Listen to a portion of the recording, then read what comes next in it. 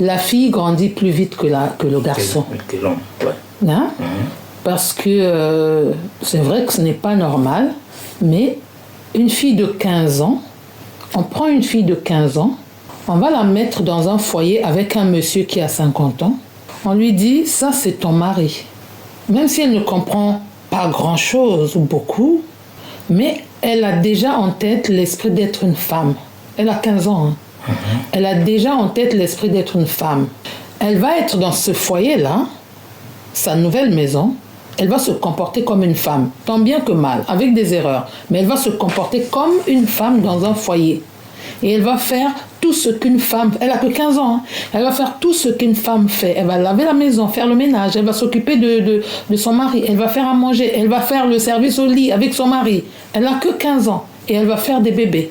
Elle n'a que 15 ans. Maintenant, on va prendre l'inverse. On va prendre un garçon de 15 ans. D'accord? On va lui mettre une fille de 15 ans, de son âge. On lui dit, voici ta femme. Vous vivez dans la maison. Le garçon de 15 ans va dire... C'est quoi? Et on va lui dire, c'est ta femme. Elle va dire, non, c'est une copine, on va jouer, c'est une camarade de jeu. On dit, non, c'est pas une camarade de jeu, c'est ta femme.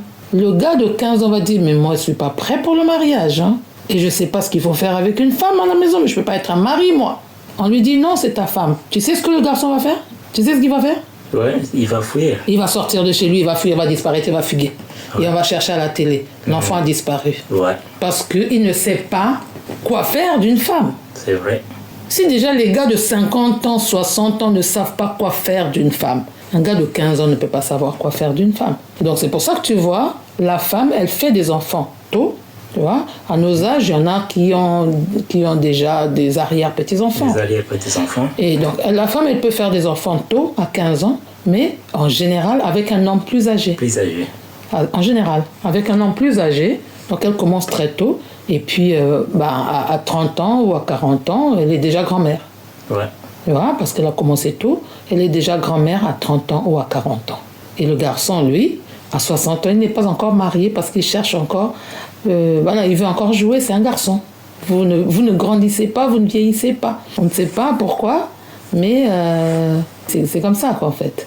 Et quand la femme... Enfin, si tu veux, vous avez le même âge. Ta femme et toi, vous avez un grand écart? Non. Non, voilà, enfin, même si vous avez le même âge, par exemple, admettons que ta femme et toi, vous avez le même âge, d'accord? Vous avez le même âge et vous grandissez ensemble, vous vous mariez, vous vieillissez ensemble. Sauf que pendant le parcours, vous marchez ensemble, vous êtes toujours ensemble, hein? Personne n'a jamais laissé l'autre, hein? Mais pendant ce parcours, la femme va se développer d'une certaine façon et l'homme va se développer d'une autre façon. Mais vous n'allez plus être dans le même... vous n'allez pas regarder les choses de la même manière comme avant. Et après, vous allez dire, mais tu as changé, hein? Ah oui, mais toi aussi, tu as changé. C'est parce que la femme, elle a des priorités que l'homme n'a pas. Les priorités de la femme sont ailleurs, surtout quand vous avez des enfants. La femme, quand elle a des enfants, ses priorités, c'est maintenant la vie de ses enfants, l'avenir de ses enfants. Elle va, voilà, il y a des hommes qui disent... Pas l'avenir de l'homme. C'est là où il y a le problème, parce que l'homme va dire, oui, tu me négliges depuis que tu as des enfants. C'est ça. Mais c'est pas qu'on te néglige, c'est que ces enfants qui sont là, tu sais, moi je dis toujours aux gens, quand je regarde... Ouais, comment on peut juger cet effet-là? Ce que la femme s'intéresse en tant que femme. Alors, je vais t'expliquer. Quand une femme a des enfants, a fait un enfant, elle sent comme si c'était une partie d'elle-même, un morceau d'elle qui est là. C'est-à-dire la connexion. L'enfant appartient à la mère. Voilà, parce que la connexion. Mais le donateur, c'est un homme. Bon, alors je t'explique. Moi, on reviendra sur ça. Je dis toujours aux gens, quand vous regardez sur Internet, ça m'amuse de regarder ça. J'aime bien regarder, hein, tu vois sur Internet, surtout les femmes d'Afrique centrale. Si j'étais un homme, j'épouserais jamais une femme d'Afrique centrale. Sauf si je vais la chercher dans une famille où je sais que c'est une famille décente avec honneur et dignité. Tu vois? Mais une femme que je vais rencontrer dans la rue, une femme d'Afrique centrale, je ne l'épouse pas. Parce que quand tu vois sur le net, en général, les femmes qui montrent le bout de sein, montrent comment elles ont les seins, les gros seins comme ça, il faut qu'elles s'habillent en vrai décolleté, donc on voit déjà les seins. Elle invite l'homme, regarde ce que j'ai, donc viens parce que j'ai ça. Elle va montrer le ventre, elle va montrer les fesses, elle va montrer je ne sais pas quoi pour attirer l'homme, mais elle ne comprend pas La femme ne comprend pas une chose. L'homme n'a que 2 choses qu'elle peut donner à une femme. L'homme n'a que 2 choses, techniquement et biologiquement, il n'y a que 2 choses qu'un homme puisse donner à une femme. L'argent et les bébés. C'est tout, hein. L'homme n'a rien d'autre à donner. Il te donne l'argent et le bébé. Donc, chaque fois que tu vas coucher avec un homme, sache que tu prends un bébé parce que le spermatozoïde, là, c'est un bébé. C'est rien d'autre. Donc, il ne faut pas dire, ah non, machin, je ne savais pas, je ne m'attendais pas. Non. Chaque fois que tu vas coucher avec un homme, peu importe comment la relation est torride et tout ça, tu vas chercher un bébé. Parce que l'homme, il te donne son argent et le bébé. Mais lui, il ne veut pas de bébé. Hein. Lui, il ne veut pas de bébé. L'homme ne veut pas de bébé du tout. Il n'a pas envie. Et donc, les femmes qui vont chez les hommes pour chercher l'argent et tout ça là, elles se retrouvent... En fait, elle cherche quoi? Même si elle dit, ah oui, elle cherche le mariage. Non, je sais pas, moi, j'épouserai pas une femme qui vient exposer son corps pour le public. Enfin, tu sais, les choses publiques, on n'amène pas chez soi. Non. Voilà, une chose publique, tu l'utilises dehors et tu laisses dehors. Donc, une femme qui vient te dire, ah, moi, je fais l'amour comme ceci, je fais l'amour comme cela, tu es une femme publique. Non. Pour moi, je t'emmène pas chez moi. Non. Tu veux attirer tous les hommes du monde? C'est quoi? Pour ma femme, elle doit être privée. Si j'étais un homme, ma femme, elle doit être privée. Donc tu viens pas me dire, moi c'est comme ceci que je fais l'amour avec mon homme, c'est comme ça que je vais faire l'homme, voilà les seins que j'ai, voilà le je sais pas quoi que j'ai, voilà les fesses que j'ai. Mais c'est pour tout le monde. Si tu es public, tu n'es pas pour moi. Tu n'es pas pour moi, oui. Si tu Donc public, les femmes qui viennent chercher les hommes en exposant leur corps, elles cherchent l'argent et les bébés. Et quand elles obtiennent des bébés, l'homme, lui, n'en veut pas. Mais bon, les femmes... Avec l'instinct maternel, elles gardent quand même leur bébé. Certaines, elles gardent quand même leur bébé. Elles deviennent des mamans. D'accord? Ouais. Elles deviennent des mamans et puis elles s'occupent de leurs enfants. L'enfant est une partie, une continuité de nous. L'enfant, c'est nous. Une vraie maman ne peut pas se sentir autrement quand elle voit le bébé. Elle ne peut que voir elle-même. C'est vrai. Moi, je dis toujours spirituellement, quand on coupe le cordon, physiquement, on a coupé le cordon, mais spirituellement, on n'a jamais coupé le cordon. Non. L'enfant reste attaché à sa mère, spirituellement. Ouais. Spirituellement, c'est pour ça qu'on dit, une mère, si tu veux, dans la sorcellerie des Congolais, on dit, si tu veux bouffer moto, il faut d'abord que sa mère donne. Ouais. Parce que l'enfant se cache dans le ventre de la mère. C'est ça. L'enfant est caché dans le ventre de la mère. Le corps de la femme, il est sacré. Et donc, il cache le bébé à l'intérieur. Et donc, cette femme qui va s'occuper de son enfant, c'est parce que l'homme, lui, il n'est pas... Tu es devenu père parce que la femme t'a dit, je suis enceinte. Je suis enceinte. Mais tu n'as pas de certitude que c'est ton enfant. Ouais. C'est aujourd'hui avec le DNA que les gens commencent à dire, ah, il a gardé les enfants, mais ce n'était pas ses enfants. Ouais.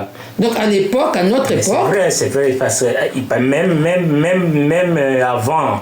Il y a des enfants qui n'appartiennent pas. Oui, mais à notre époque, moi je vais dire, c'était par honnêteté que, voilà, par confiance en fait. Il faut faire confiance à la femme. À la femme, ouais. Parce qu'il y a des femmes qui sont allées prendre des enfants des autres pour venir donner à leur mari. Et donc il faut maintenant voir quel genre de femme tu es. Il y a des femmes qui vivent avec des hommes. Et tous les enfants, il n'y en a pas. Ce ne sont pas les enfants de... Voilà. Donc le père, on dit, maman, c'est sûr. Il sait que peut-être... l'homme n'a pas vraiment la capacité de donner les enfants et il prend l'enfant ailleurs et puis il vient, malgré qu'ils font tout, mais l'enfant n'appartient pas à l'homme. À l'homme, oui, il y en a beaucoup. Et donc aujourd'hui, avec les DNA, on sait que c'est comme ça. Ouais. Mais le père, lui, on lui dit je suis enceinte, lui il est content, il ne sait pas. Tu peux dire à un père, tu as eu un enfant il y a 30 ans, il ne sait pas. On va lui dire, il y a 30 ans, je suis sortie avec toi, on a eu un enfant, mais tu ne le savais pas. Ouais. Mais est-ce que tu peux dire à une mère, il y a 30 ans, tu as eu un enfant et la mère ne sait pas? Jamais. Jamais. La mère, elle sait quand elle a un enfant. Ouais. Donc la mère, l'enfant est l'enfant de sa mère. Voilà. Le père, lui, il est là, ben voilà. On lui a dit que tu es père, c'est tout. Donc, j'ai passé une dissertation quand j'étais à l'école, c'est l'enfant et le fils de sa mère. Donc... tout ce que tu fais, donc c'est pour cela que dans l'ancien temps, la royauté appartient même jusqu'à aujourd'hui. Même la fille a couché avec, on ne connaît pas le parent. On est roi par la mère, hein, mais même les juifs, ils sont juifs par la mère. Tu ne seras jamais juif par ton père. Non. Tu vois, il y a beaucoup d'ethnies il y a beaucoup de tribus qui ont l'héritage par la mère. C'est ça. Tu vois, donc c'est ça en fait. Et moi, je dis toujours que la vie, elle est simple. Si on ne veut pas la compliquer. C'est vrai. Quand on la complique, elle devient compliquée. C'est vrai. Tu vois, non? C'est nous-mêmes qui compliquons, mais il faut comprendre, en fait, il faut juste comprendre des bases. Hein. Si on comprend les bases, et c'est difficile aujourd'hui de voir les gens qui comprennent les bases réelles de la vie, quoi, les bases simples de la vie, qui sont que tu ne peux pas te mettre avec n'importe qui, n'importe quand. C'est ça qu'on dit que l'homme, il aime la femme. Pourquoi? Il aime le corps de la femme. Non, même il aime le corps de la femme, mais la femme love and like. Yeah, parce que l'homme, I like you, I love you. That's different. Parce que that's different. Yeah. Parce que la femme like but not love. Parce que quand la femme, mais souvent quand la femme dit I hate you, mais souvent c'est l'homme qui donc quand elle dit I hate you, c'est vrai qu'elle hate you, mais quand elle dit I love you, tu n'y crois pas. Non. Et souvent tu vois que la femme veut te quitter, mais souvent c'est l'homme qui bègue toujours. Non, on peut se parler. Mais quand la femme a dit non, c'est toujours non. Ok, let me explain why. Parce que la femme, en fait, quand elle aime, c'est difficile pour une femme d'aimer. Très difficile pour une femme d'aimer. D'accord? Aimer, c'est se donner. Tu sais, c'est pas facile d'imaginer, pour une femme, hein, du point de vue d'une femme, c'est pas facile de t'imaginer en train de donner ton corps que tu sens sacré, parce que le corps d'une femme c'est sacré. Ouais. Le corps d'une femme est sacré, donc mon corps qui est sacré, c'est pas facile pour moi d'imaginer n'importe quelle main toucher mon corps. Et donc avant que je n'accepte que ces mains-là touchent mon corps, je connais déjà les mains de cette personne. Donc, c'est-à-dire, à travers ces mains, je connais l'esprit de cette personne. En regardant, en observant, en passant du temps avec la personne. Donc j'arrive à cerner un peu l'esprit qu'il y a qui anime cette personne, même si on peut pas connaître la personne complètement, mais au moins j'arrive à cerner l'esprit, voilà, l'esprit qui anime cette personne-là, et on est en communion. Déjà, on est en communion, on discute, on n'a pas toujours voilà, même si on se contredit, mais on se contredit pas pour se faire du mal. On se contredit parce qu'on peut dire, ah oui, c'est... Voilà. Un compromis. Un compromis, mais jamais pour se faire du mal.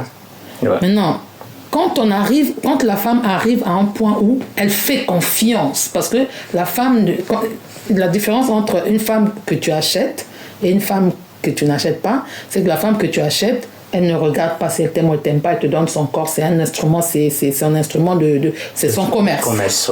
Mais la femme qui veut se donner à toi, elle n'attend rien du tout. Elle ne te demande rien, même pas un crayon, voilà, elle ne te demande rien. Attends, elle va se donner à toi, mais pour qu'elle se donne, il faut d'abord qu'elle ait cette garantie dans son corps et dans sa tête qu'elle peut. Et quand elle va abandonner son corps entre tes mains, sa tête est en harmonie, son cœur est en harmonie avec son corps. Et là, tu as une femme qui t'aime à fond. Tu as une femme qui t'aime à fond. Et cette femme-là, tu vas la trouver parfois bête. Tu vas la trouver parfois enfantine. Parce qu'avec toi, elle s'abandonne. Et elle est dans sa nature naturelle. C'est-à-dire la nature primitive de la femme. Elle ne se protège pas. Et vous avez cette qualité? Bon, on ne parle pas de moi, on parle des femmes. On parle des femmes. Voilà, on ne parle pas de moi. Vous êtes We're talking about me. We're talking about women. Elle s'abandonne. Elle s'abandonne, tu vois. Et elle ne se met pas de garde-fou. Donc avec toi, elle y va sans prendre des gants. Je comprends. Donc elle t'aime. C'est toujours comme l'homme. Et là, elle t'aime. L'homme aussi. Maintenant, c'est vice-versa. Le fait qu'elle t'aime là, elle va fermer les yeux sur beaucoup de choses. Elle va fermer les yeux sur beaucoup de choses, mais beaucoup de choses. Donc toi, l'homme, tu vas te trouver, elle accepte ça, c'est passé, je continue. Et le problème avec la femme, c'est que son cœur se blesse facilement. Et quand le cœur de la femme se blesse facilement, elle essaie quand tu t'es blessé au Zoki, au patch-up. Tu mets le médicament mercurochrome, alcool, tu patch-up. D'accord? Tu mets le sparadrap, tu couvres. D'accord? Elle se blesse encore ici, elle couvre. Donc elle va avaler, quand elle aime, elle avale beaucoup de choses. Elle absorbe beaucoup de choses. Et à un moment donné, quand elle ne peut plus, c'est là où tu ne peux plus récupérer une femme qui t'a dit non. Parce que le non de la femme ne vient jamais à la légère. Et quand la femme te dit un jour je te quitterai, elle t'a déjà quitté. Je sais. Le premier jour qu'elle te dit que je vais te quitter, elle t'a déjà quitté. Parce que quand elle n'a pas envie de te quitter, ces mots-là sont lourds même dans sa bouche. C'est dit, elle ne peut pas sortir ça. Si la femme te trompe, elle t'a quitté. Parce que la femme, elle peut. C'est dit, une femme, elle couche avec un homme par amour. Le jour où ta femme te trompe, ce n'est plus ta femme. Même si elle dit pardon, je ne sais pas ce qui s'est passé, it's the work of the devil. Hey. Ah, pas les démons. Ah, faut pas accepter. Le jour où ta femme t'a trompé, elle est allée donner son corps à un autre homme. Ça veut dire que toi, tu n'es plus dans. You're not in the picture anymore. Tu n'existes plus. Même si elle reste là, ça sera pour autre chose. Ça s'est fait. Il y a des femmes qui ont des copains en dehors de son mariage. Ça veut dire que là-dedans. Dès qu'elle part, elle fait là-bas à la maison, ils vivent toujours. Et puis il travaille beaucoup. Quand il vient à la maison, il veut que toi tu dors. Et puis après il va monter pour dormir. Bon, peu importe. Mais vraiment, quand ta femme te trompe, il ne faut pas te dire ah, moi, bon, c'est pas grave, on a réglé le problème. Moi, si j'étais un homme, ma femme me trompe, je l'amène dans sa famille, là où je l'ai trouvée. Je dis, je vous ramène votre fille. Avec les 2 jambes, les 2 pieds, les 2 mains, les 2 yeux, comme je l'ai trouvée. Hein. Je n'ai esquinté rien, je n'ai cassé rien. Je vous ramène votre fille. C'est vrai. Tu vois, non? Je ferai ça. Je ne la laisse pas dans la rue, hein, parce que je respecte ma femme. Je l'amènerai dans sa famille et je vais la déposer là où je l'ai trouvée. Par contre, l'homme, lui, il aime tout le monde. Il peut aimer 2 femmes à la fois. Il peut aimer 3 femmes. La femme ne peut pas aimer 2 hommes. La femme ne peut pas aimer 2 hommes. La femme, quand elle sort, elle va encaisser. Elle revient. Quand l'homme sort, il va déposer. Il va déposer. Tout à fait. Maintenant, ce qu'on a encaissé là, c'est pour ça que Nzambi a fait en sorte que le corps de la femme soit sacré, parce que c'est ce réservoir sacré là qui va faire en sorte que tu sois. Alors, tu sais, on dit, autant j'ai dit, la femme protège ses enfants dans son ventre. D'accord? Si un jour on fait du mal à un enfant, je sais pas quoi, comme on dit, c'est parce que la mère a libéré ses enfants. De la même manière, la femme protège son mari par ses jambes, l'entrejambe. La femme te protège à l'intérieur de ses jambes.